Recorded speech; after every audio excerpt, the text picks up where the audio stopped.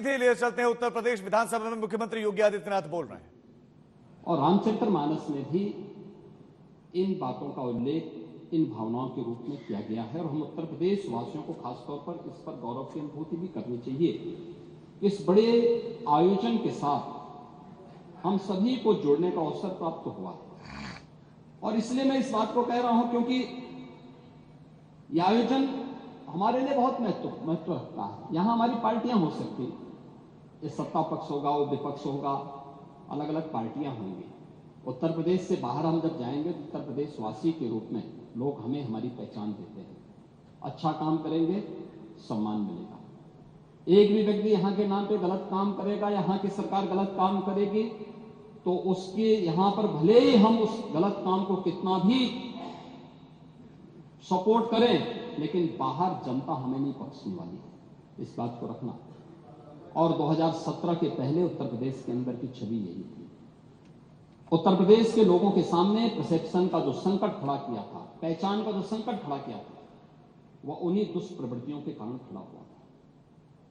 हम लोगों ने पिछले 8 वर्ष में डबल इंजन की सरकार ने जो उत्तर प्रदेश के परसेप्शन को बदला है, इस परसेप्शन का परिणाम है कि आज उत्तर प्रदेश का वासी कोई भी उत्तर प्रदेश के बाहर जाएगा, देश में जाएगा, दुनिया में जाएगा तो जरूर सम्मान पाएगा। आज उसका कोई अपमान नहीं करेगा। लोग सम्मान की निगाहों से देखते हैं, लोग सम्मान की निगाहों से देखते हैं। महाकुंभ का जो विरोध कर रहे थे, मुझे मालूम था ये विरोध इनकी मजबूरी है, ये लोग करेंगे, उपहास उड़ाएंगे, क्योंकि उन्होंने तब भी उपहास उड़ाया था जब कोरोना जैसी महामारी से हम जूझ रहे थे। 24-25 करोड़ जनता को हम लोग जब बचाने की कवायद कर रहे थे, प्रधानमंत्री मोदी जी के नेतृत्व में कोविड प्रबंधन का एक बेहतरीन उदाहरण प्रस्तुत कर रहे थे, तब भी वे उपहास उड़ा रहे थे। कोविड के बारे में, ट्रीटमेंट के बारे में, वैक्सीनेशन के बारे में अपने आप चुपचाप वैक्सीन लगा लिए और दूसरों को कहते थे कि वैक्सीन मत लगाओ। वैक्सीन को कहते थे बीजेपी वैक्सीन है। वैक्सीन के बारे में भी इस प्रकार की चर्चाएं होती थी। और महोदय यही नहीं, जब 500 वर्षों का इंतजार समाप्त हुआ, अयोध्या में रामलला में भगवान राम के भव्य मंदिर के निर्माण का कार्यक्रम संपन्न हुआ, तब भी उन्होंने विरोध किया। अयोध्या में राम मंदिर का विरोध, यानी माननीय उच्चतम न्यायालय के एक संविधान पीठ के द्वारा सर्वसम्मत से फैसला देकर के 500 वर्षों के इस विवाद का पटाक्षेप किया गया। अयोध्या में रामलला का विराजमान होता है, तब भी समाजवादी पार्टी इसका विरोध की। और मेरी इच्छा थी, हार्दिक इच्छा थी कि महाकुंभ के आयोजन के दौरान एक दिन हम ज्वाइंट सेशन प्रयागराज में ही क्यों न करें, लेकिन मुझे मालूम था कि समाजवादी पार्टी फिर इसका विरोध करेगी, क्योंकि समाजवादी पार्टी कोई अच्छे काम का कभी समर्थन नहीं कर सकते। नहीं, देखिए, हमने अयोध्या में राम जन्मभूमि दर्शन करने के लिए जब इसी सदन में प्रस्ताव आप लोगों ने दिया, आप लोगों ने प्रस्ताव दिया, तो आपके प्रस्ताव पर अध्यक्ष जी ने सहमति दी, दोनों सदनों के सभी सदस्य जाने को तत्पर हुए, समाजवादी पार्टी वॉकआउट कर गई। नहीं, आपका नहीं भाई, शिवपाल जी तो नहीं जा पाते, शिवपाल जी का तो रास्ता नहीं है, वो चच्चू तो जो है यहां से पश्चिम की तरफ जाते हैं। ओह, हम तो कह रहे हैं सबके हैं, हमने तो इसीलिए कहा सब लोग चलिए, लेकिन आप लोगों ने विरोध कर दिया। मोना जी गई थी और भी माननीय सदस्य गए थे, लेकिन मेरा यह कहना है, इसीलिए प्रयागराज के बारे में हम लोग ज्वाइंट सेशन से अपने आप को दूर रखेंगे। नहीं, छोड़िए, जाने दीजिए, जिसकी मर्जी आएगी जाना चाहेगा, जिसकी मर्जी आएगी नहीं जाना चाहेगा। मैं तो अध्यक्ष जी से कहूंगा कि एक दिन जरूर रखें मान्य सदस्यों के लिए कि प्रयागराज में जाकर के आस्था की डुबकी लगा लो। बहुत सारे सदस्य इसका इंतजार करें और ऐसे बहुत सारे सदस्य इसका इंतजार करें और जाना चाहिए, क्योंकि देश आ रहा है, दुनिया आ रही है। आप मुझे बताइए, आज 56 करोड़ से भी श्रद्धालुओं ने अब तक वहां पे आस्था की डुबकी लगाई है। अगर मैं भारत के अंदर देखूं, 140 करोड़ की आबादी में 110 करोड़ सनातन धर्मावलंबी, कुछ और भी मिला लेते, मान के चलिए कि हर एक परिवार में 4 सदस्य होंगे, तो हर परिवार के 2 सदस्यों ने अब तक वहां डुबकी लगाई है। तो ये लोग क्यों वंचित रहेंगे? ये क्यों वंचित रहना चाहिए? जो अगर बहुत सारे लोग इंतजार कर रहे होंगे कि हो सकता है कि यहां पे कोई हम सेशन कर लें, मेरा कहना है कि एक अवसर मिलना चाहिए मान्य सदस्यों को, वहां पे जाकर के व्यवस्था की डुबकी लगाएं। महोदय, इसके बारे में बहुत सारे दुष्प्रचार किए गए और बहुत सारी चीजें, उन पर मैं भी उसी पे मैं चर्चा करूंगा। लेकिन मैं इससे पहले महाकुंभ के आयोजन के बारे में जो व्यवस्थाएं बनाई गई और मैं उसकी तुलना भी करना चाहूंगा कि कैसे वहां पर उस आयोजन के साथ हमारी सरकार को जुड़ने का अवसर मिला और पिछली सरकारों के समय क्या हुआ था। अब आप लॉजिस्टिक की ही बात करते हैं महोदय, मैं जो भी चीजें वहां कुंभ के आयोजन के साथ जुड़ी, 2013 के साथ अगर हम जोड़ें इसको, 2013 में प्रयागराज कुंभ के साथ देखें, 2013 में आयोजन था 55 दिन का और 2025 के महाकुंभ में आयोजन है 45 दिन का। आयोजन की तिथि न मैं तय करता हूं न सरकार तय करती है, ये हमारी धार्मिक व्यवस्था का एक हिस्सा है और उसके अनुसार जो मुहूर्त होंगे उस मुहूर्त के अनुसार ये आयोजन तय होते हैं। ये पौष पूर्णिमा से और महाशिवरात्रि के बीच का आयोजन कुंभ के आयोजन के लिए होता है, यही आयोजन इस पूरी उसके साथ जुड़ता है।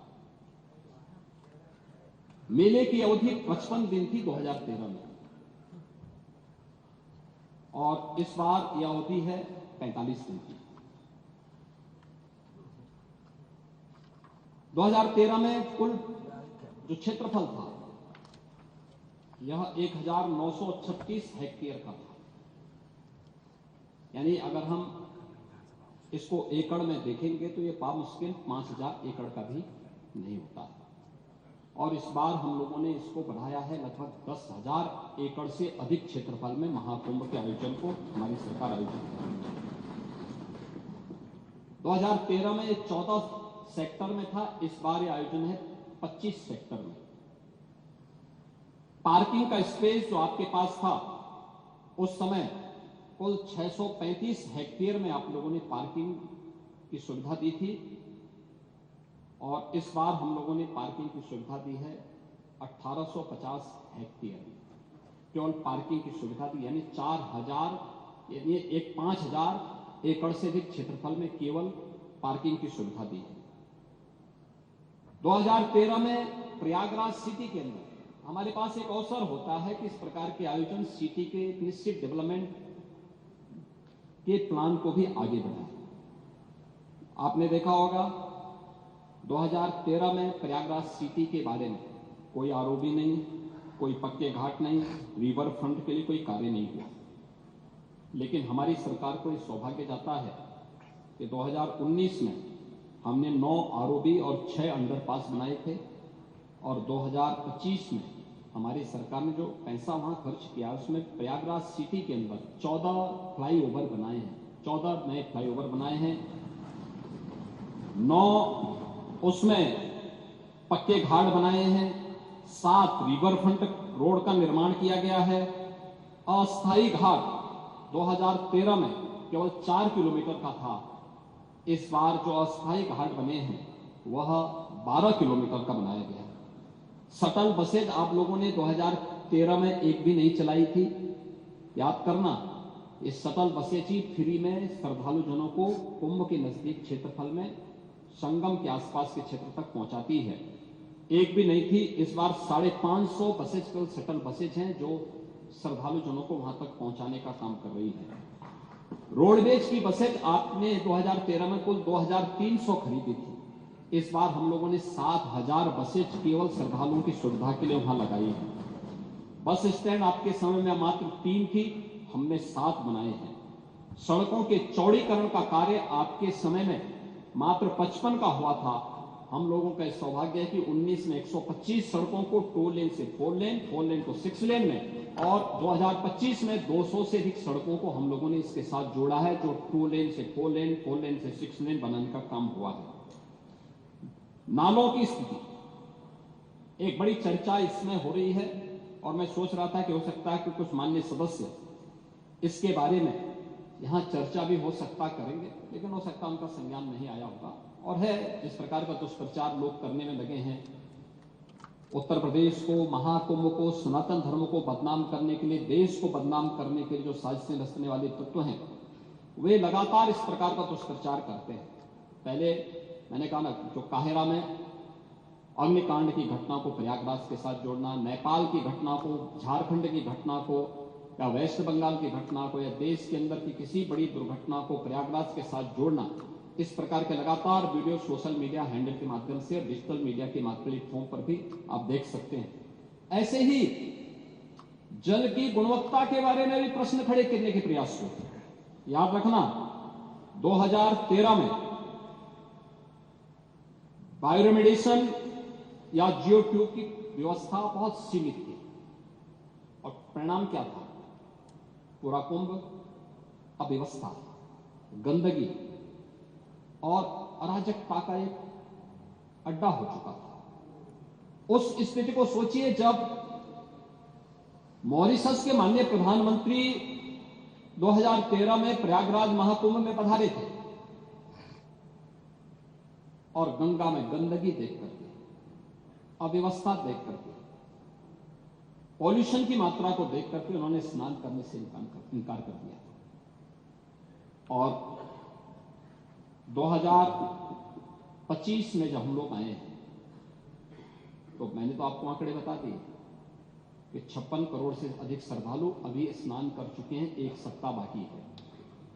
81 नालों को, यानी 261 MLD के जो वहां के नाले सभी को टेप किया गया है, और टेप ही नहीं किया गया है बल्कि उसके बारे में जो सरकार की व्यवस्थाएं बनाई गई है उसके बारे में मैं विस्तार से सदन में कहना चाहूंगा, क्योंकि बहुत सारे लोग अभी उसके बारे में दुष्प्रचार करने की अपनी उस प्रवृत्ति से बाज नहीं आएंगे, और इसलिए मैं उसके बारे में बताना चाहूंगा कि गंगा जी हो या यमुना जी हो, प्रयागराज के जितने भी वहां पे संगम स्थल से जुड़े हुए जितने भी वहां के अगल बगल के जितने भी नाले हैं, जितने भी इस प्रकार के सीवर का है, ड्रेनेज का है, सबको टेप करके या तो STP में या बायोरेमेडिएशन या जियो ट्यूब के माध्यम से उनके शुद्धिकरण के बाद ही उसे वहां पर वो किया जा रहा है। दूसरा है, ट्रीटमेंट के बाद ही उस जल को छोड़ा जा रहा है। जल की शुद्धता के जो मानक होते हैं वह 2 स्तर पर जांची जाती है। एक तो BOD स्तर पर, बायोलॉजिकल ऑक्सीजन डिमांड के रूप में, और दूसरा DO के रूप में, डिजॉल्व ऑक्सीजन के रूप में। और इन दोनों के मानक निर्धारित हैं, इन दोनों के मानक निर्धारित हैं, जिसमें BOD 3 या उससे कम होना चाहिए, और DO जो डिजॉल्व ऑक्सीजन की मात्रा है वो 5 से अधिक होनी चाहिए। जल में स्नान करने के लिए जल की जो मात्रा होती है उसमें ये मात्रा इस रूप में होनी चाहिए। और मुझे बताते हुए यहां पर मैं आपको बताना चाहता हूं कि उत्तर प्रदेश जो पॉल्यूशन कंट्रोल बोर्ड है वो लगातार वहां पे जल की मॉनिटरिंग करता है, उसकी गुणवत्ता को बनाए रखने के लिए कार्य कर रहा है। और आज की जो उनकी रिपोर्ट है संगम की, कि संगम और उसके आगे पीछे जो BOD है वो 3 या उससे कम है, और डिजॉल्व ऑक्सीजन की मात्रा ये 8 और 9 से अधिक पाई जा रही है। यानी संगम का जल स्नान करने लायक भी है और आचमन करने लायक भी है। जो लोग इसका दुष्प्रचार कर रहे हैं वे उन सबको इस बात को देखना चाहिए। एक समाचार पत्रों में एक न्यूज जो देखने को मिली, मैं भी देख रहा था, पुरानी न्यूज है, NGT के माध्यम से, NGT का नाम लेकर के दिया गया है, किसी ने दिया है, जिसमें उन्होंने कहा है कि फीकल कोलिफॉर्म की उसमें उन्होंने चर्चा की। एक फीकल कोलिफॉर्म की जो मात्रा उन्होंने की है इसमें 2500 MPM यानी मोस्ट प्रोबेबल नंबर, ये उससे उसका मापक माना गया है। इससे कम होनी चाहिए 100 ml में, 100 मिलीलीटर में। और इसके जो अलग अलग नमूने लिए गए फीकल कोलिफॉर्म के लिए, ये फीकल कोलिफॉर्म बढ़ने के बहुत सारे कारण हो सकते हैं। या तो कहीं सीवेज लीकेज है, या बहुत बार होता है कि वे इस प्रकार की नदियां हैं, कोई वह चैनलाइज तो है नहीं, भैंस है, गाय है या अन्य जानवर उसमें आते हैं, नहाते हैं, उसके कारण भी, उनके गोबर आदि के कारण भी इसकी मात्रा तेजी के साथ बढ़ती है। लेकिन प्रयागराज के संदर्भ में जो मैं आपको स्पष्ट करना चाहूंगा कि 12, 16, 20, 25, 30 जनवरी, 5, 10 और 13 फरवरी को जो सैंपल के परीक्षण लिए गए हैं उसमें संगम नोच पर फीकल कॉलीफॉर्म की मात्रा मानक के अनुरूप पाई गई है। ये Uttar Pradesh pollution control board का है, जो 2500 एमपीएन प्रति 100 ml से ये कम पाई गई है। इसका मतलब जो दुष्प्रचार कर रहे हैं केवल कुंभ महाकुंभ को बदनाम करने की साजिश का हिस्सा है।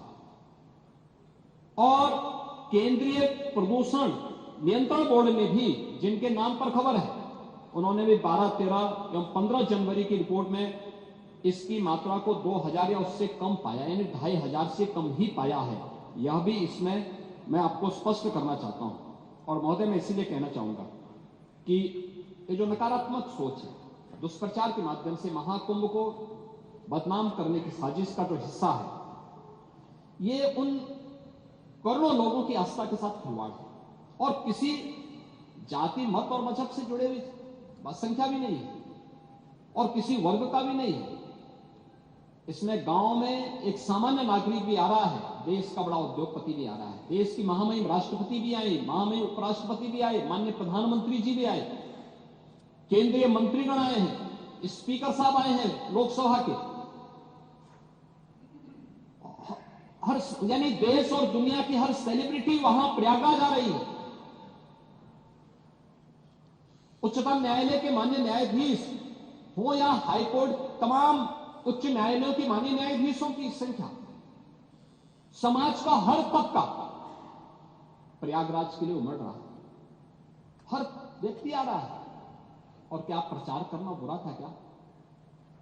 क्या हमें उत्तर प्रदेश की किसी उपलब्धि को, उत्तर प्रदेश की किसी आयोजन को देश और दुनिया के सामने नहीं ले जाना है क्या? आपने प्रत्येक स्नान के समय वहां देखा होगा किस प्रकार की स्थितियां थी। श्रद्धालु हो या फिर पर्यटक हो, देशी हो या विदेशी पर्यटक हो, जो एक बार कुंभ में डुबकी लगाया और भूरी भूरी प्रशंसा किया, व्यवस्था की प्रशंसा किया, जल की प्रशंसा किया, आयोजन की प्रशंसा किया, एकात्मता की प्रशंसा किया। कौन भेदभाव हुआ? कौन तुष्टीकरण हुआ? कौन सा तुष्टीकरण है? कौन सा तुष्टीकरण इसमें है? ये तुष्टीकरण नहीं, 56 करोड़ लोगों के आने का संतुष्टीकरण है, भारत के संतुष्टीकरण है, दुनिया का संतुष्टीकरण है। ये बातें इस बात को एहसास कराती हैं कि भारत की ताकत का एहसास दुनिया कर रही है और उत्तर प्रदेश की ताकत का एहसास पूरा भारत कर रहा है कि हाँ, उत्तर प्रदेश कितने बड़े आयोजन को कर सकता है। इस आयोजन के साथ जुड़ने का सौभाग्य उत्तर प्रदेश वासियों को प्राप्त हो रहा है और उत्तर प्रदेश में भी केवल प्रयागराज इस आयोजन को कर सकता है। यह सौभाग्य उत्तर प्रदेश के अंदर प्राप्त हुआ है। मुझे अभी पिछले सप्ताह वाराणसी जाने का अवसर भी प्राप्त हुआ और वाराणसी मैंने देखा पिछले 1.5 महीने से लाखों की संख्या में श्रद्धालु आ रहा, लेकिन वाराणसी वासी भी खुश हैं। अरे साहब, देश भर से लोग आ रहे हैं, काशी में वर्ष भर से लोग आते हैं, लेकिन लाखों की संख्या में हर दिन हो, मुख्य मुख्य आयोजनों में होते थे, लेकिन लाखों की संख्या में अभिभूत होकर के जा रहा है। उत्तर प्रदेश के बारे में एक नई धारणा लेकर जा रहा है। लगातार लोग आ रहे हैं। अयोध्या धाम में वही स्थिति है, लोग बड़ी संख्या में आ रहे हैं, बड़ी श्रद्धा भाव के साथ अयोध्या के साथ जुड़ रहे हैं और अयोध्या के साथ जुड़ रहे हैं तो आध्यात्मिक रूप से पुण्य के भागीदार भी बन रहे हैं, लेकिन साथ साथ यहां पर आर्थिक समृद्धि का द्वार भी खोल रहे हैं। आप मुझे बताइए कि जो स्थानीय स्तर पर आ रहा होगा तो ठीक है, हमने भंडारे के आयोजन किए, पांडे जी, मैं एक बात बताना चाहूंगा। आपके माननीय सदस्य कह रहे थे कि लोग भूखे रहे। ये हिंदुस्तान है, सनातन धर्म के आयोजन में कोई भूखों नहीं रहता है, कोई भूखों नहीं रहता है। हम मां अन्नपूर्णा की पूजा करते हैं और इसीलिए पूजा करते हैं कि वह हमें इतनी सामर्थ्य दे कि हम दूसरों को भी खिला सकें। और यही हुआ है। प्रयागराज महाकुंभ में जो आया वो भूखों नहीं गया है। वाराणसी में सेवा चल रही है, अयोध्या में सेवा चल रही है, प्रयागराज में सेवा चल रही है। और प्रयागराज, अयोध्या, काशी, इन तीनों ने अतिथि देवो भव का जो सबसे उत्तम उदाहरण हो सकता है वह भी प्रस्तुत किया है। लेकिन जो लोग दुष्प्रचार कर रहे हैं उनकी इस नकारात्मक राजनीति से वे अपना नुकसान पहुंचा रहे हैं। वे प्रदेश का हित नहीं कर रहे हैं, देश का हित भी नहीं कर रहे हैं। ये जो जनता जनार्दन संतुष्टिकरण के मार्ग से आगे बढ़ चुकी है वह इस नकारात्मक राजनीति को पसंद करने को तैयार नहीं है। तमाम दुष्प्रचार के बावजूद भी जनता मानने को तैयार नहीं है। आप देख रहे होंगे व्यवस्था करने में हमें कठिनाई हो रही है। लाइन लगी है, लोग, हर व्यक्ति आना चाहता है और उन सबका हम स्वागत भी करेंगे। हम व्यवस्थाएं दे रहे हैं, हर प्रकार का प्रयास कर रहे हैं अपने स्तर पर। लेकिन आप दूसरों को उपदेश दे रहे हैं लेकिन चुपचाप स्नान करके चले आ रहे हैं। ये बड़ी विडंबना वाली स्थिति है। और अच्छा होता पूरे समाजवादी परिवार को लेके गए होते, आगे पीछे चच्चों को भी लेके चले गए होते, तो कम से कम 2013 में तो मैं उनकी मजबूरी मान सकता था। कम से कम 2025 में तो करवा करके पुणे के भागीदार बना देते। लेकिन आपने आज भी उनको पुणे का भागीदार बनने से वंचित कर दिया। देखिए, भतीजे चले गए, चच्चू फिर वही का ठगा अपने हैं। नहीं, आप चलिए ना, एक दिन चच्चू को लेके जाइए, पानी जी आप आज जाइए, मल्होत्रा जी को भी लेके जाइए। आगे पीछे लोग चलेंगे, आपके साथ जाएंगे, बड़ी शोभा है। हाँ, ठीक है, अच्छा, बहुत सुंदर। नहीं होना चाहिए। आप जाएंगे तो आप बहुत सारी चीजें, आप बहुत सारी अच्छी चीजें वहां देख करके भी आएंगे और आप वहां बताएंगे भी। महोदय, कुंभ की मेले की व्यवस्था के लिए केंद्र और राज्य सरकार ने, यानी जो डबल इंजन की सरकार है, इसने कुल 7,500 के आसपास रुपया खर्च किया है। इसमें कुंभ के आयोजन के लिए कुल 1500 करोड़ खर्च हुए हैं। शेष प्रयागराज और उसके आसपास के इंफ्रास्ट्रक्चर, 9 रेलवे स्टेशन के सुंदरीकरण हुए हैं, उसका विस्तार हुआ है, उसमें होल्डिंग एरिया बनाए गए हैं। प्रयागराज का जो सिविल टर्मिनल है उसका विस्तारीकरण हुआ है। जहां पर पहले केवल 2 एरोड्रम थे, आज वहां पर 6 ऐसे एरोड्रम बनाए गए हैं जिसके माध्यम से आप 6 एरोप्लेन को एक साथ वहां पे खड़ा कर सकते हैं। और पार्किंग का काफी स्पेस दिया। और मुझे बताते हुए प्रसन्नता है कि पूरे महाआयोजन के दौरान, यानी कोई कल्पना नहीं करेगा कि अब तक 750 से अधिक फ्लाइट, रेगुलर और चार्टर्ड प्लेन वहां पर उतर चुके हैं। यानी ये उत्तर प्रदेश की 3000 से अधिक ट्रेन भारतीय रेल ने चलाए। और सचमुच भारतीय रेल का कार्य बहुत अभिनंदनीय रहा। बेहतर कोऑर्डिनेशन के माध्यम से माननीय रेल मंत्री स्वयं कोऑर्डिनेशन के साथ स्वयं जुड़े थे। लगातार मेरी उनके साथ बातचीत हो रही थी।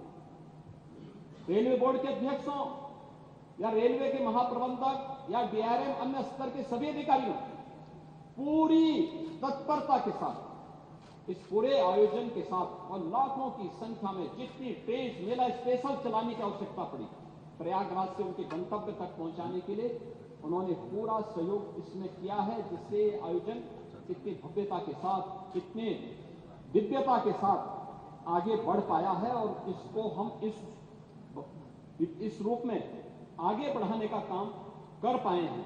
और सबके प्रयास लोकल प्रशासन के साथ मिलकर के कार्य आगे बढ़ाए गए। मैं जो व्यवस्था के बारे में कर रहा था कि टेंटेज की जो व्यवस्था वहां पर की गई, आपने देखा होगा कि वहां पर जो व्यवस्थाएं थी इससे पहले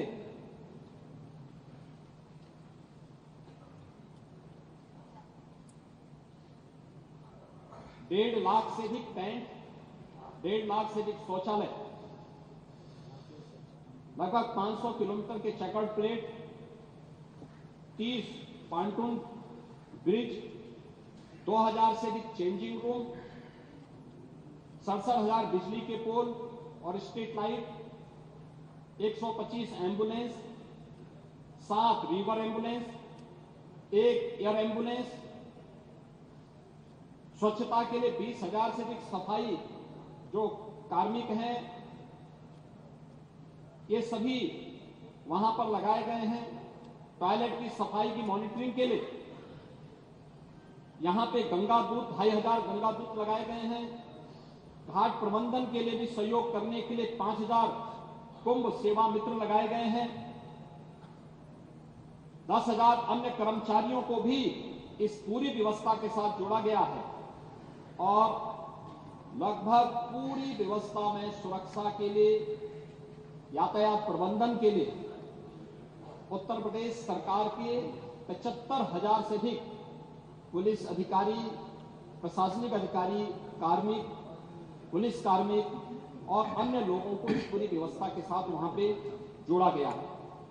2700 से अधिक सीसीटीवी कैमरे, 20 ड्रोन कैमरे और 6 लाख वाहन पार्किंग की व्यवस्था, जो मैंने आपको बताया कि 5,000 एकड़ से अधिक क्षेत्रफल में हमने केवल पार्किंग की व्यवस्था की है।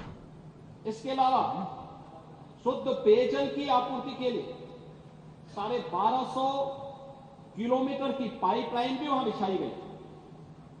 इसके अलावा अन्य तमाम प्रकार के कार्यक्रम, फायर सेफ्टी का हो, जल पुलिस का एक नया बेड़ा एसडीआरएफ के माध्यम से जल पुलिस को वहां पे प्राप्त हुआ है, जहां पे कुंभ के आयोजन के दौरान कोई भी ऐसी दुर्घटना को रोकने के लिए कार्य हो सके।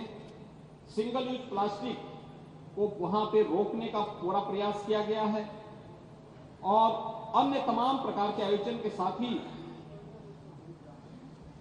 कुंभ आयोजन में पहली बार आर्टिफिशियल इंटेलिजेंस का चैटबॉट का भी प्रयोग किया गया है, जिसके माध्यम से कुंभ सहायक चैटबॉट 11 भाषाओं में संवाद की एक सुविधा भी उपलब्ध करवाई है, जिसका आप इस सदन में विरोध कर रहे हैं। कुंभ में कितना लोकप्रिय है उसके बारे में आप कभी मैं इसके बारे में बताऊंगा।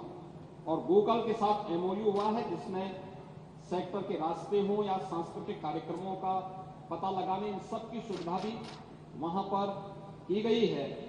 इसके साथ ही क्यूआर कोड जारी किए गए हैं, किसी को कोई परेशानी होती है तो उसके माध्यम से वह अपने गंतव्य तक पहुंचने में सफल हो सके, इसके लिए ये व्यवस्था भी दी गई है। और डिजिटल एक्सपीरियंस सेंटर भी बनाया गया, महाकुंभ से जुड़े हुए एक डिजिटल कुंभ एक्सपीरियंस सेंटर को भी वहां तैयार किया गया है। अस्पतालों में 6,000 बेड्स की व्यवस्था की गई है। 360 बेड का मेला कुंभ स्थल पर और 25-25 बेड के 2 नए अस्पताल भी अरेल और जोशी में, 20-20 बेड के 2 अस्पताल और 10-10 बेड के अतिरिक्त अस्पतालों की स्थापना भी वहां पर की गई है।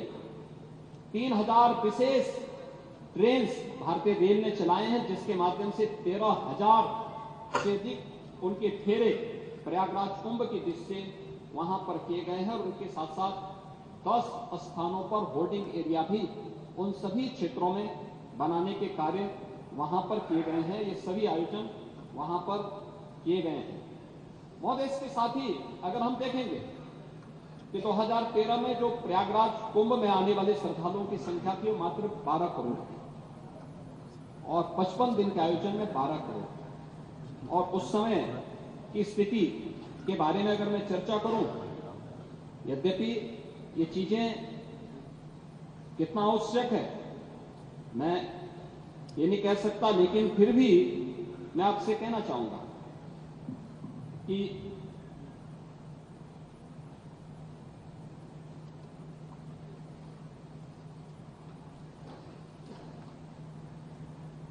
...2013 का आयोजन,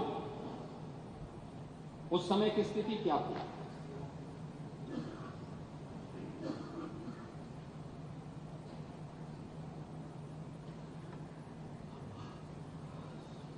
उस आयोजन को उस दौरान एक हादसों के रूप में, अव्यवस्था के रूप में, भ्रष्टाचार के रूप में देखा गया। और जो हावड़ की बात कर रहे हैं, प्रभारी मंत्री के साथ हावड़ में क्या हुआ था, यह भी किसी से छुपा हुआ नहीं है। उनको एयरपोर्ट से ही वापस आना पड़ा। उस समय जो बयान आए थे समाजवादी पार्टी के, उस समय उनके बयान आए थे, जो तत्कालीन सीएम ने बयान दिए थे। इन्होंने एक तो उस समय की तत्कालीन सरकार के रेल मंत्री पर आरोप प्रत्यारोप लगाने प्रारंभ किए। फिर यह भी कहा था, हम सभी जानते हैं कि घटना किसकी चूक से हुई। उस समय एक बड़ी आग अग्निकांड की घटना भी घटित हुई, वो अभी किसी से छुपी हुई नहीं। महोदय, केक ने भी अपनी रिपोर्ट दी थी 2013 को। उन्होंने कहा था, केक ने, कि श्रद्धालु कुंभ मेले में आस्था की डुबकी लगा रहे थे, तब कुंभ मेला प्रशासन भ्रष्टाचार में डूबा हुआ था। 2014 में जो केक की रिपोर्ट आई थी 2013 के कुंभ की, मैं उसकी चर्चा कर रहा हूं। रिपोर्ट में बताया गया कि तत्कालीन उत्तर प्रदेश सरकार ने केंद्र सरकार की ओर से दिए गए फंड से भी पूरा मेला संपन्न कर दिया, जबकि अखिलेश सरकार को आयोजन पर 70% धनराशि खर्च करनी थी। अपने स्तर पर भी उनको खर्च करनी थी, अपना पैसा नहीं खर्च किया। 13 के कुंभ में इन्हें 1141 करोड़ 63 लाख रुपए केंद्र सरकार के खर्च हुए और वहीं मात्र 10 करोड़ 57 लाख रुपए राज्य सरकार ने खर्च किए। यानी पैसा ही नहीं दिया, आयोजन के लिए पैसा ही नहीं दिया। मेला शुरू होने तक 59% कार्य और 19% आपूर्ति कार्य ही, यानी आपूर्ति कार्य पूरे ही नहीं हुए। मेला प्रशासन ने 8.72 करोड़ रुपए से 2 घाटों का निर्माण कराया, जो कुंभ मेले के काम से संबंधित थे ही नहीं। 111 निर्माण कार्यों में से 81 में तकनीकी स्वीकृति नहीं ली गई। सड़क चौड़ीकरण करने का काम 57 करोड़ 41 लाख रुपए और उनकी मरम्मत में 46 करोड़ 68 लाख रुपए बिना काम का परीक्षण किए ही दे दिए गए और 9 करोड़ 1 लाख की सामग्री बिना जरूरत के खरीदी गई। मोबिलाइजेशन और मशीनरी के एडवांस भुगतान के अलावा 23 ठेकेदारों को 4 करोड़ 65 लाख रुपए सुरक्षित एडवांस देकर अनुचित लाभ पहुंचाया गया। ट्रैक्टर की लॉग बुक की जांच में पाया गया कि एक ट्रैक्टर एक ही समय में 2 स्थानों पर कार्य कर रहा था। 30 मजदूर एक ही समय में 2 स्थानों पर कार्य में दिखाए गए। ट्रैक्टरों की आपूर्ति के अनुबंध में सभी टैक्स शामिल थे। इसके बावजूद 2 ठेकेदारों को सेवा कर का अलग से भुगतान किया गया। शौचालयों की कमी होने की वजह से एक दिन में औसतन 900 लोगों ने एक शौचालय का इस्तेमाल किया। कई स्थानों पर देखा गया कि पुरुष और महिला शौचालयों के बीच विभाजन दीवार भी नहीं थी। 50% कल्पवासियों को बीपीएल कार्ड उपलब्ध कराए गए। उनको भी राशन कार्ड तब मिले जब मेला की 4 पावन तिथियां बीत चुकी थी। उन्हें कम दरों पर खाद्य सामग्री उपलब्ध नहीं हो सकी। पेयजल के लिए लगाए गए नलों में हर हफ्ते पानी के नमूने ले जाने थे। 201 में से महज 6 नलकूपों में सिर्फ 6 नलों में ही नमूने ले गए। स्नान घाटों पर कपड़े बदलने के लिए कोई चेंजिंग रूम नहीं था। चेंजिंग रूम नहीं बनाए गए थे। कई पेंटून पुलों पर जल पुलिस और एम्बुलेंस की व्यवस्था भी नहीं थी। केक ने मेले में सड़क चौड़ी करने और सड़क की मरम्मत से लेकर घाटों के निर्माण का भीड़ के नियंत्रण करने के लिए बैरिकेडिंग करने के काम में भी भ्रष्टाचार पाया। यह है 2013 की व्यवस्था। और जो लोग स्वयं दुर्व्यवस्था के लिए जाने जा रहे थे, उन लोगों ने कैसे इस पूरे आयोजन को बदनाम करने के लिए किया है, और मैं उसके बारे में भी आगे भी बताऊंगा। महोदय, ये हिमालयन इंस्टीट्यूट है प्रयागराज। उन्होंने कुंभ मेले की व्यवस्था के बारे में 3 महत्वपूर्ण बातों की ओर इस बार ध्यान आकर्षित किया है। जो बातें उन्होंने कही हैं कि आज प्रत्येक भारतीय के मानस पटल पर एक अनोखी जागृति आई है और यह जागृति परम उदात्त और आध्यात्मिक सत्य के ओत से कुंभ में आ रहे हैं, किंतु हम लोग ऐसी विशालता और भव्यता हमें नहीं दिखाई दी। अनंत विविधताओं को अपने में समेटे हुए यह कुंभ मेला अपने आप में अद्वितीय है। इस मेले में सभी राष्ट्रों, धर्मों और विचारधाराओं वाले लोग भाग ले रहे हैं और लाभान्वित हो रहे हैं। यह मेला प्रगति के पथ पर अग्रसर महान भारत देश की आध्यात्मिक संपत्ति और उसकी सर्वांगीण संस्कृत सभ्यता की आराधना स्वरूप है। दूसरा उन्होंने कहा, समूचे विश्व के आध्यात्मिक जिज्ञासु तथा सामान्य मानव समाज कुंभ मेले के प्रति जागरूक हो गया है। यह कुंभ मेला भारत के अगाध आध्यात्मिक परंपराओं के मूल स्रोत दर्शित करता है और प्रदर्शित करता है कि अनोखी विधि विश्व की अनेक विचारधाराओं को नेतृत्व कर रही है। तीसरा उन्होंने कहा कि कुंभ मेले का ऐसा रूप देने में कितना प्रयत्न करना पड़ा होगा, कितने संसाधन जुटाने पड़े होंगे, कितनी बुद्धिबल, धन, जनशक्ति, विशेष रूप से उच्च स्तरीय नेतृत्व शक्ति का संचय और सदुपयोग किया गया होगा। इसका अनुमान कुंभ मेले में प्रवेश करके ही हो जाता है। कुंभ मेले की सफलता की इस चोटी पर पहुंचाने के लिए सरकार के शीर्षस्थ पद पर विराजमान समस्त अधिकारियों और प्रशंसा के धन्यवाद के पात्र हैं। इस महान पर्व को विश्व के मानचित्र पर सदा के लिए सर्वोच्च पद पर आसीन करने के लिए आप सबका हम सत नमन और आभार व्यक्त करते हैं। हिमालयन इंस्टीट्यूट एक पत्र जारी करता है अपने यहाँ से।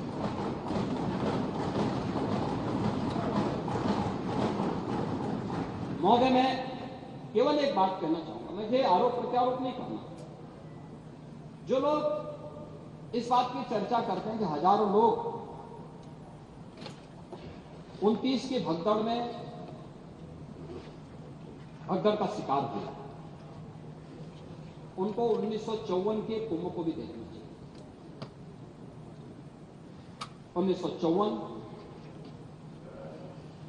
800 से अधिक श्रद्धालुओं की मौत हुई थी और यह दुर्भाग्यपूर्ण घटना तब हुई थी जब तत्कालीन प्रधानमंत्री और तत्कालीन महामहिम राष्ट्रपति एक दिन पहले इस महाकुंभ में भागीदार बन गए। 1976, 1974 और 1986 के कुंभ के आयोजन में सैकड़ों लोगों की मौत हुई। तो आज हमें आईना दिखाने का काम कर रहे हैं। वे लोग आज इस महाआयोजन पर प्रश्न खड़ा कर रहे हैं। महोदय, वीआईपी कल्चर की बात वो करते हैं जो मुंह पे चांदी का चम्मच लेकर के ही पैदा हुए, जीवन भर जिन्होंने वीआईपी सुविधा ली। अगर थोड़ी सी वीआईपी सुविधा इधर उधर नहीं कि जमीन आसमान को एक कर देते हैं। वे प्रयागराज महाकुंभ में वीआईपी कल्चर अगर कुंभ में होता तो आप मुझे बताइए 56 करोड़ लोग इन 38 दिनों में, इन 37-38 दिनों में क्या त्रिवेणी में आस्था की पावन डुबकी लगा पाते? समाजवादी पार्टी के माननीय सदस्य का यह कहना कि अमृत स्नान नहीं हुआ है या मुहूर्त के अनुसार नहीं हुआ है, अच्छी बात है कि अब आप मुहूर्त भी देखने लग गए। ये अच्छी बात है कि आप लोग मुहूर्त देखने लग गए, लेकिन सच्चाई ये है कि मौनी अमावस्या के दिन जब एक दुर्भाग्यपूर्ण घटना घटी थी तो उस समय प्रयागराज के अंदर मेला क्षेत्र में ही 5 करोड़ से अधिक श्रद्धालु थे। प्रयागराज सिटी पूरी तरह पैक थी। जिस सिटी की क्षमता ही 25 करोड़ जनसंख्या को अपने अंदर समाहित करने की हो, वहां अगर 25 लाख की जनसंख्या को अपने अंदर समाहित करने की हो, अगर वहां 2 करोड़ लोग आएंगे तो थोड़ा सुविधा तो हो। और ये 2 करोड़ लोग प्रयागराज सिटी और उसके अगल बगल के क्षेत्र में,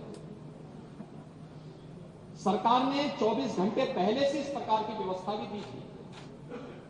एक दिन पहले ही जौनपुर, मिर्जापुर, भदोई, चित्रकूट, महोबा, फतेहपुर, कौशाम्बी, प्रतापगढ़, इन सभी जनपदों में होल्डिंग एरिया बना करके वहां पे पार्किंग स्पेस दे करके श्रद्धालु जनों को रोका। और महोदय, लगभग 2 लाख बसें वहां पे रोकी गई थी, यानी लगभग 2 करोड़ श्रद्धालुओं को हम लोगों ने इन क्षेत्रों में पहले दिन ही रोका हुआ। और मैं धन्यवाद दूंगा कि स्थानीय प्रशासन ने भी और स्थानीय जनता ने, उत्तर प्रदेश वासियों ने आतिथ्य सेवा का उत्कृष्ट उदाहरण प्रस्तुत किया इन जनपदों में। लगातार 24 घंटे पर, यानी एक दिन पहले 28 जनवरी को 5 करोड़ श्रद्धालुओं ने वहां स्नान किया महाकुंभ में। और भीड़ के उस प्रेशर को हम देख रहे थे, एक एक क्षण पूरा प्रशासन, पूरा शासन इसमें लगा रहा, एक एक क्षण लगा रहा। एक स्पेस की इतनी सीमा होती है, धरती की इतनी सीमा है, वो असीमित नहीं है। आरोप प्रत्यारोप लग सकते हैं, और इसीलिए 28 तारीख को, 28 जनवरी की सायकाल को ही हम लोगों ने इन जनपदों में होल्डिंग एरिया बना करके उन्हें रोकने का कार्य किया था कि आप यहां पे रुकेंगे। और मैं अभिनंदन करूंगा उन सभी श्रद्धालुजनों का, उन पूज्यसंतों का, जिन्होंने उसमें प्रशासन और शासन की व्यवस्था में भरपूर सहयोग किया। 24 घंटे वे सभी श्रद्धालु वहां रुके रहे और किसी ने भी उतावलापन नहीं दिखाया। बहुत शांतिपूर्ण तरीके से वे लोग वहां रहे।